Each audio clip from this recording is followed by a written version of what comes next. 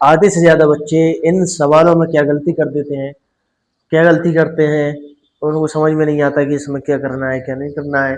बिल्कुल सरल और आसान सवाल है। ये सवाल परीक्षा में ज़्यादातर पूछा जाता है।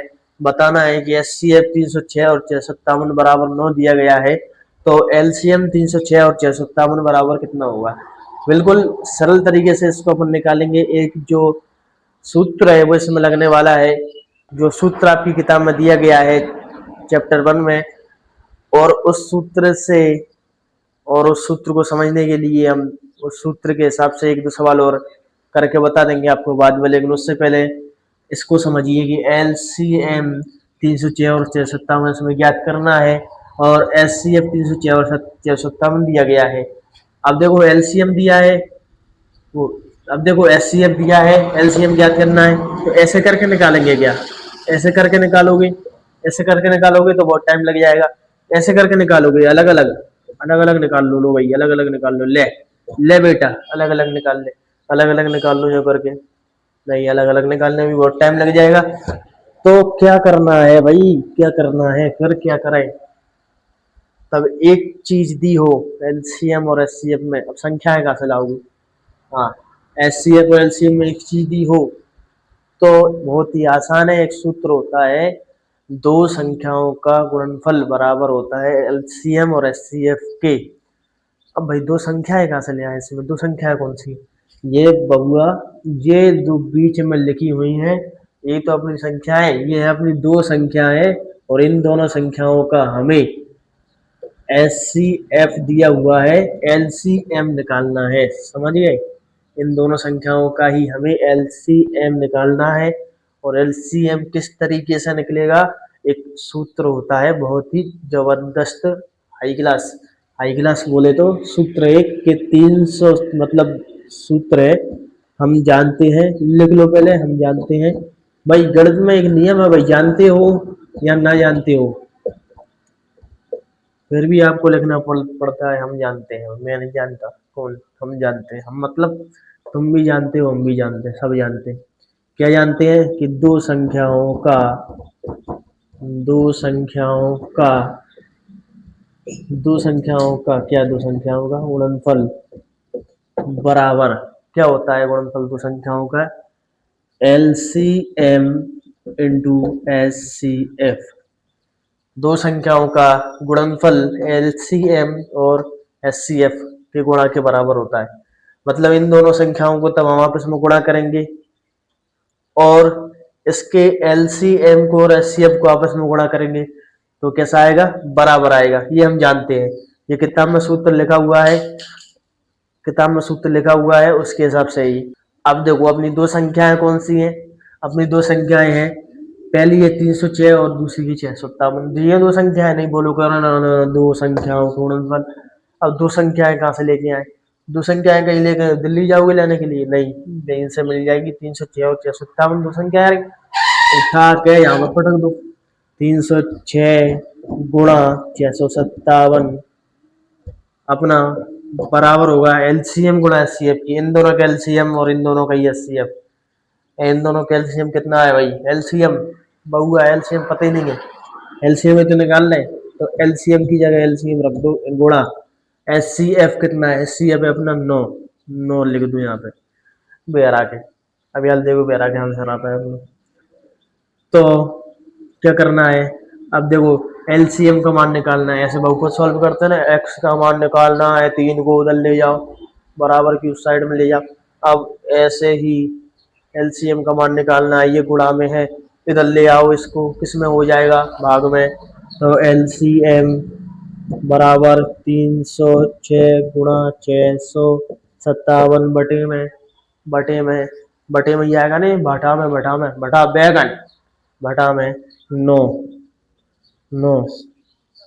अब 9 का क्या करना है हमें, इसमें भाग करना है, भाग करो 9 का, किस में करोगे भाई, इसमें कर दो, 9 एकम 9, 9 एकम 9, 9 एकम 9, 9 एकम 9, 9 सत्ते 63, दो बचे इसको दे दिया, और 9 तिया 27। एलसीएम बराबर 306 गुणा 73, तो एलसीएम बराबर इन दोनों का आपस में गुणा करो, अपना एलसीएम निकल आएगा। इन दोनों का आपस में गुणा करो, 73 का गुणा करो, 73 का पहाड़ा पढ़ो 6 बार, आ गया 22,338। ये अपना क्या है भाई, एलसीएम। गुणा करके देख लेना भाई, गुणा करके देख लेना, गुणा करके देख लेना, आंसर आएगा 22,338। कितना आएगा, 22,338। ये अपना क्या है, आंसर है किसका, इन दोनों संख्याओं का एलसीएम निकल के आ गया। क्या निकल के आ गया, एलसीएम। एलसीएम क्यों निकल के आ गया भाई, एलसीएम निकालना था हमें। दो संख्याओं का गुणनफल एलसीएम और एचसीएफ के गुणा के बराबर होता है, हमें पता है। कैसे पता है, अपन पढ़े लिखे आदमी है या किताब में देखा है अपन ने, परिभाषाएं पढ़ी है अपन ने। तो 306 और 657 का गुणनफल अपना एलसीएम और एचसीएफ के बराबर होगा। तो एलसीएम का मान निकालना है, तो एचसीएफ का मतलब 9 का अपन ने भाग कर दिया इसमें, और काट पीट के कुल मिला के ये अपना आंसर आ गया। अब क्या करना है, इस चीज को समझो, इस चीज को समझो, क्या ये चीज सच में काम कर रही है कि वैसे ही फर्जीवाड़ा है। नहीं नहीं, बहुत काम की चीज है। अलग अलग निकालोगे समय लग जाएगा, बहुत समय लग जाएगा, टाइम लग जाएगा, तब जाके निकाल पाओगे। लेकिन देखो थोड़ी सी देर में काम हो गया। अब इस चीज को मैं यहीं पर सिद्ध करके बताऊंगा। चलो दो संख्या है, बोलो कुछ भी, कहाँ से बोलोगे तुम, मोबाइल के उस पार अब इस पार, मोबाइल में घुस के बोलोगे, कमेंट कर दो। चलो दो संख्या है, कमेंट कर दो। अब निकालते हैं अपन देसी स्टाइल में, क्या इससे अपन साफ करेंगे भाई बोर्ड को। ये सवाल हो गया ना सबका, स्क्रीनशॉट ले लो, स्क्रीनशॉट। इससे अपन साफ करने वाले हैं अपने बोर्ड को, बोर्ड को साफ करना है। चलो पूरा ही कर दो, कोई दिक्कत नहीं है।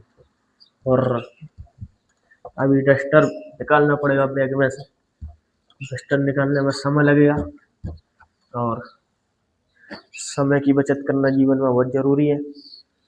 अब मान लो दो संख्या है अपने पास में यहाँ पर 26 और 91।